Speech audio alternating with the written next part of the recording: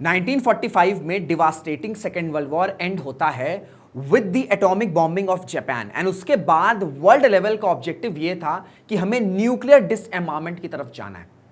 But now we are in the third decade of the 21st century and we are in the middle of chaos and conflicts and that's why हम देख रहे हैं कि एक nuclear arms race start हो चुकी है. And latest जो सिपरी की रिपोर्ट है उसने ये कहा है कि इंडिया ने अपने न्यूक्लियर आर्सेनल को एक्सपैंड कर दिया है to around 190 and we have obvious reasons for that. We have two hostile neighbours, Pakistan and China. But ये जो हम न्यूक्लियर आर्सेनल को एक्सपैंड कर रहे हैं उसका जो मेजर ऑब्जेक्टिव है वो ये है कि कैसे हम सेकेंड स्ट्राइक को और ज्यादा स्ट्रेंथन एंड स्ट्रॉन्ग कर सकते हैं, अपने रिएक्शन को स्ट्रॉन्ग कर सकते हैं. एंड इसी के साथ साथ हमारा जो फोकस है वो पाकिस्तान सेंट्रिक से चाइना सेंट्रिक की तरफ जा रहा है. हेलो नमस्कार, this is Rishabh Singh and I am glad to welcome you all on Shri Ram science. और आज का जो डिस्कशन है काफ़ी इंटरेस्टिंग होने वाला है. ये आपके जीएस पेपर 2 के लिए भी इंपॉर्टेंट है, इंटरनेशनल रिलेशंस. इसके साथ साथ जीएस पेपर 3 में जो डिफेंस रिलेटेड क्वेश्चंस आते हैं उसके लिए भी काफ़ी इंपॉर्टेंट है. और अगर आपने हिंदू पढ़ा होगा आज तो आपको ये हेडलाइंस दिखी होगी, ये आर्टिकल दिखा होगा. The article says India expands nuclear arsenal to around 190 warheads, says Stockholm International Peace Research Institute AKA SIPRI. ठीक है, according to SIPRI, according to latest SIPRI report, India by early 2026 इसने अपने और न्यूक्लियर आर्सेनल के warheads को 190 तक, almost 190 around 190 जो है वो पहुंचा दिया है. बट अब इस रिपोर्ट को थोड़ा सा डीकंस्ट्रक्ट करते हैं. देखिए, at the start of the 21st century हमारा थिंक टैंक का पॉइंट ऑफ व्यू क्या था कि हमें पाकिस्तान सेंट्रिक रहना है, मतलब हमारा जो डिफेंस रहेगा वो वेस्टर्न साइड रहना चाहिए. We are not much that concern about China. हमारा टेक ये था कि इंडिया एंड चाइना राइवल्स नहीं है, they are partners. And India and China अगर साथ में काम करेंगे तो 21st century will belong to Asia. But 2010 से, ठीक है, जब फर्स्ट डेकेड खत्म हुआ इस सेंचुरी का, तब ये थिंक टैंक, इंडिया के थिंक टैंक ने ये रियलाइजेशन किया कि हमने अपने border infrastructure when it comes to western side specially with the Pakistan, हमने ठीक ठाक इंफ्रास्ट्रक्चर किए हुए हैं. बट हमारा ध्यान चाइना पर नहीं था. और चाइना का जैसे सडन एग्रेशन आना शुरू हुआ स्पेशली 2013 से, जब शी जिनपिंग प्रेसिडेंट बने, उसके बाद से हमारा जो फोकस है वो पाकिस्तान से हटके चाइना पर. हम ये नहीं कह रहे कि पाकिस्तान पर हम ध्यान नहीं दे रहे, but we have border infrastructure when it comes to Pakistan. But आप देखोगे कि 2014-2015 के बाद से हमारा जो बॉर्डर इंफ्रास्ट्रक्चर है when it comes to LAC ये एनहांस हुआ है, विच शोज कि हम पाकिस्तान सेंट्रिक से चाइना सेंट्रिक तरफ गए. इस वजह से आप देखोगे कि हम आज की डेट में कौन से मिसाइल्स या कौन से न्यूक्लियर आर्सेनल्स पर फोकस कर रहे हैं, which is long range deterrence, so that हम चाइना को काउंटर कर सकें. दैट्स वाई अगर आप देखोगे, अगर आप अरुणाचल के बॉर्डर पे जाओगे तो यहां पर हमने S-400 डिप्लॉय किया हुआ है. इसके साथ साथ चाइना बॉर्डर के साथ के अलोंग ही हमने अग्नि 5 मिसाइल जिनकी रेंज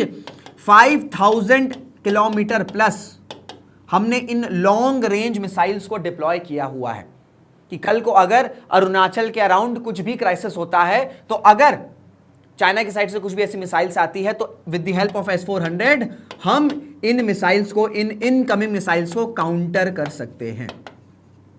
सो ये जो आर्सेनल नंबर में इंक्रीज हो रहा है उसका जो मेजर ऑब्जेक्टिव है वो ये है कि हम पाकिस्तान सेंट्रिक से चाइना सेंट्रिक तरफ जा रहे हैं. ठीक है, चाइना सेंट्रिक तरफ जा रहे हैं. ये रहा आपका पहला इस चीज का डिकोड. अब इस रिपोर्ट में एक और बहुत इंटरेस्टिंग पॉइंट मेंशन किया गया है when it comes to operation Sindoor. ठीक है, when it comes to operation Sindoor, just a second, when it comes to operation Sindoor, OP डाल देता हूं मैं, ऑपरेशन सिंदूर. अब ऑपरेशन सिंदूर में इस सिपरी रिपोर्ट ने बताया है कि फर्स्ट टाइम इंडिया और पाकिस्तान ने क्या किया मिलिट्री कॉन्फ्लिक्ट में कि दे इंटीग्रेटेड साइबर ऑपरेशंस. आपने देखा होगा कि किस तरीके से साइबर अटैक्स भी हुए थे during operation Sindoor from both the sides. So this integration of cyber operations shows or reflect the evolving nature of the modern warfare, कि हम मॉडर्न वॉरफेयर में हैं और मॉडर्न वॉरफेयर में हम सिर्फ ट्रूप्स या ट्रेडिशनल वॉरफेयर या जो कन्वेंशन बैटलफील्ड होती है, ठीक है, जो कन्वेंशनल बैटलफील्ड होती है, सिर्फ हम इस पर रिलाय नहीं कर सकते हैं। सो ये भी एक बहुत ही इंपॉर्टेंट हाईलाइट दिया है। एक चीज और बहुत इंपॉर्टेंट है, मैंने आपसे बताया operation Sindoor, Pakistan centric to China centric. एक और बहुत इंपॉर्टेंट एस्पेक्ट है कि हमने, अगर कोई आपसे पूछेगा कि हम नॉन अलाइंड मूवमेंट हमने स्टार्ट किया, हम न्यूक्लियर डिसआर्मामेंट की बात करते हैं, बट हम अपने न्यूक्लियर आर्सेनल को क्यों एक्सपैंड कर रहे हैं? तो हमारी, देखिए, हमने जब 1998 में when India announced that we are a nuclear powered country, हमने प्रॉपर स्टेटमेंट ये दिया था कि we are all for world peace, but this nuclear missiles is for India's security, is for India's security, and that's why हमने no first use की policy quote and quote induct करी है, no first use policy. तो कई सारे experts या even आपसे कोई डाउट, आपसे क्वेश्चन पूछ सकता है कि क्या इंडिया अपने न्यूक्लियर आर्सेनल को जो एक्सपैंड कर रहा है, क्या India no first use policy को डिबंक करेगा? ऐसा नहीं है। हम नो फर्स्ट यूज पॉलिसी को पूरी तरीके से अप्लाई कर रहे हैं, बट हम ये जो न्यूक्लियर आर्सेनल एक्सपैंड कर रहे हैं या फिर हम ये लॉन्ग रेंज डिटरेंस मिसाइल्स पर फोकस कर रहे हैं, उसका सबसे इंपॉर्टेंट ऑब्जेक्टिव ये है कि अगर हम साउथ एशिया की बात करें तो we have Pakistan, we have China, we have Bharat. इन तीनों कंट्रीज के पास न्यूक्लियर वेपन्स देखने को मिलेंगे।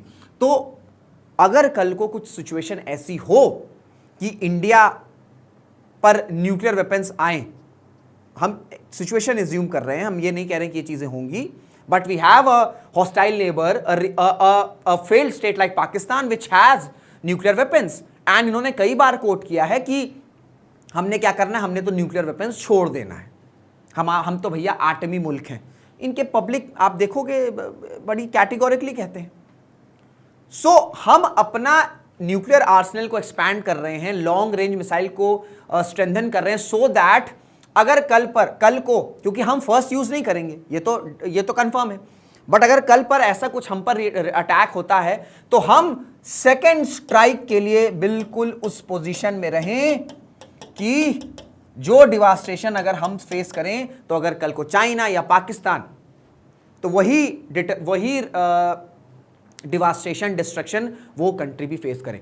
तो मेन जो ऑब्जेक्टिव है, एक तो हम डिटरेंस की तरफ जा रहे हैं कि भाई हमारे पास न्यूक्लियर आर्सेनल्स के नंबर एक्सपैंड रहेंगे, तो कोई भी कंट्री इस तरीके से हम पे न्यूक्लियर अटैक करने से पहले 100 बार सोचेगी। बट कल को we have a neighbour like Pakistan जिसने कर दिया, या इवन चाइना ने कर दिया अटैक, तो अब जब हम पर अटैक हो गया तो हम इतने केपेबल रहें कि सेकेंड स्ट्राइक में हम बिल्कुल रिटेलिएशन वैसा करें कि वो सेम लेवल ऑफ डिस्ट्रैक्शन हमें अक्रॉस द बॉर्डर भी देखने को मिले। तो मेन रीजन ये है कि हम क्यों न्यूक्लियर आर्सेनल को एक्सपैंड करें। फर्स्ट, हमें अपना न्यूक्लियर डिटरेंस को स्ट्रॉन्ग करना है, एंड सेकंड कि हम जो रिटेलिटरी स्ट्राइक करेंगे, जो सेकंड स्ट्राइक करेंगे, that should be pinpoint, that should be brutal, and that should be hard hitting. Done. ये इसके पीछे दो मेजर रीजंस हैं। इसके साथ अगर आप और कुछ इंपॉर्टेंट फैक्ट्स को देखोगे तो ये रिपोर्ट ने बताया कि इंडिया जो है 5th लार्जेस्ट मिलिट्री स्पेंडर रहा है 2025 में, और इंडिया का जो मिलिट्री एक्सपेंडिचर है उसमें आप देखोगे 8.9% का इंक्रीज आया है प्रीवियस ईयर्स के कंपेयर में।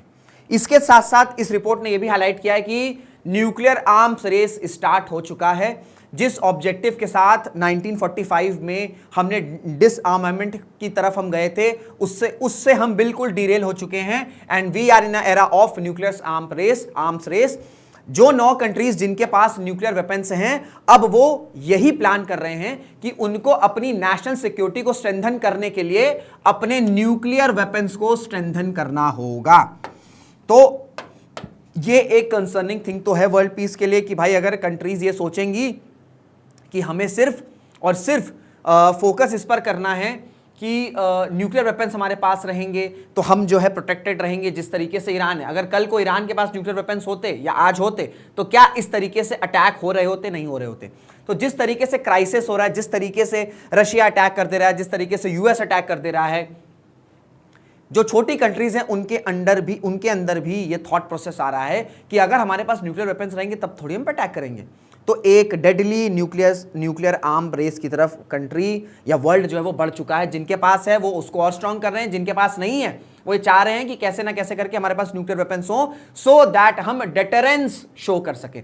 सो deterrence is equal to nuclear weapons, which is a concerning thing when it comes to world peace. So ये था पूरा डिस्कशन। आई होप आपको सब कुछ क्लियर हो गया होगा। अगर ऐसा है तो वीडियो को लाइक करिएगा, शेयर करिएगा, and if you new to this channel do subscribe to Shriram IAS. इसी के साथ इस वीडियो को एंड करते हैं। Till then, this is Rishabh Singh signing off. जय हिंद, जय भारत।